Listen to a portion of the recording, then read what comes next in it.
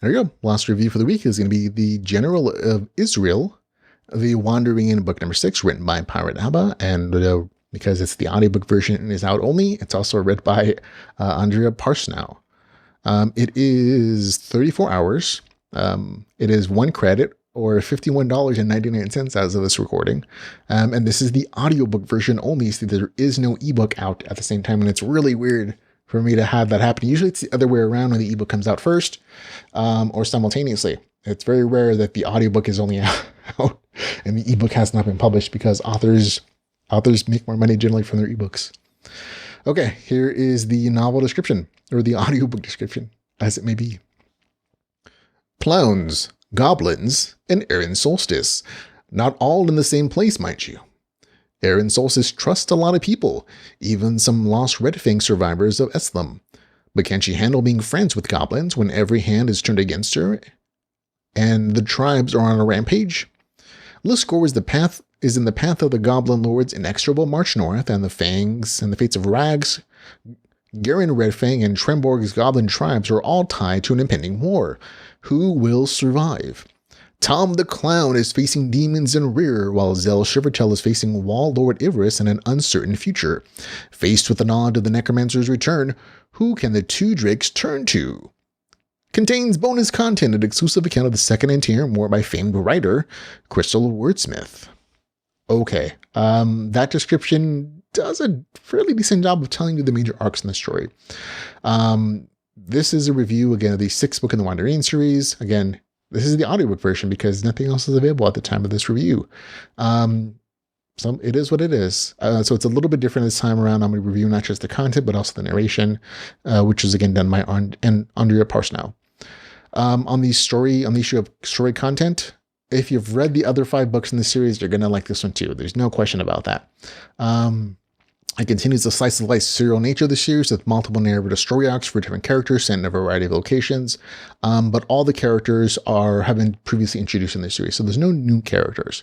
You get the Clown and the Chosen Heroes. You get the All-Seeing Emperor. You got Erin Solstice, Zel Shivertail, the Necromancer, Rags, and the Goblin Lord, and many more. But they're all characters you've seen before, so if you're already familiar with them. There's lots of character development and RPG progression for those folks, and this is always kind of the nature with this particular story. It always feels like a series of short stories to a degree.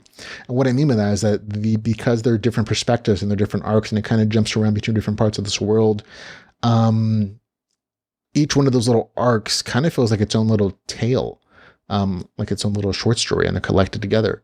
And that's not necessarily a bad thing. In this particular case, those short stories, kind of arcs, eventually tie together. And I think later in the series, folks have told me who read farther on the serial side of the story where it's available online, that they all tie together eventually. And I found that is the case as the story has progressed in the series.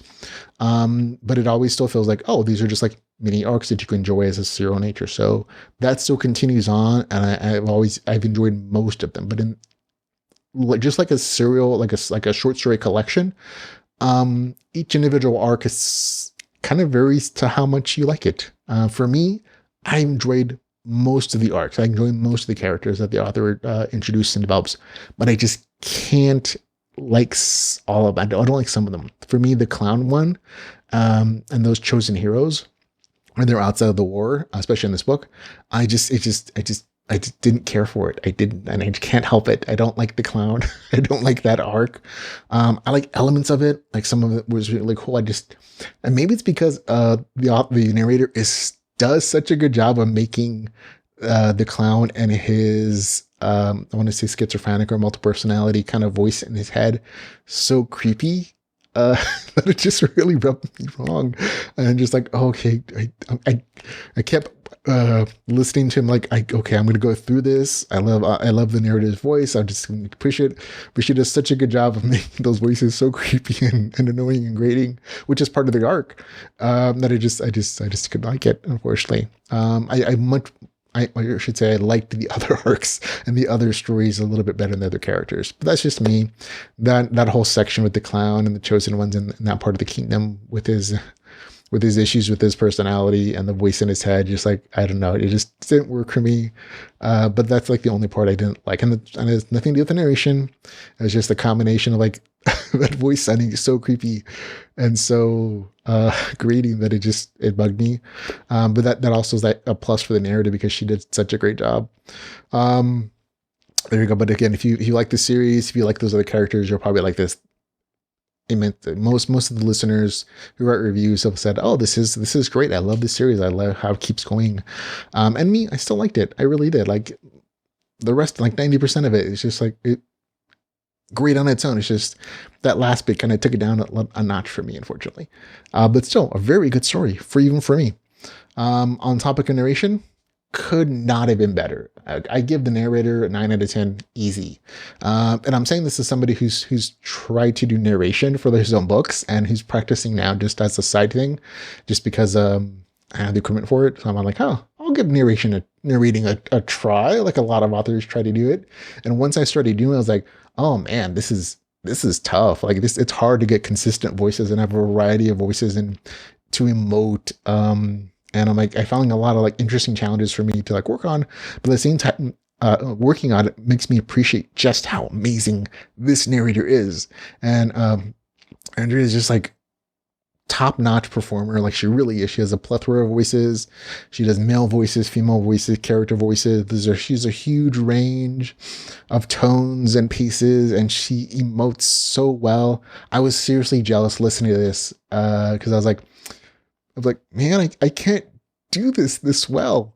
And she just has a wonderful capacity. So she adds such a great depth to an already like really entertaining and good story. So nothing but great words for the narrator's capability. So there you go. Overall, the audiobook is a great addition for me, and I think any fan of the series is going to enjoy it as well. So definitely go check it out. I give it a score of 7.8 out of 10. Nearly great. If it wasn't for that one arc with the clown, it would probably be great for me. But for me, it's still really good. I had a really good time listening to it. I keep saying reading, like that's how I normally consume this series. But I listened to it as an audiobook because it's out. And again, great amount of credit per read. 34 hours of entertainment for a credit. So a great value as far as I'm concerned. So 7.8 out of 10 for me. That's the General Izril, the Wandering Inn, book number 6, which I thought was really great.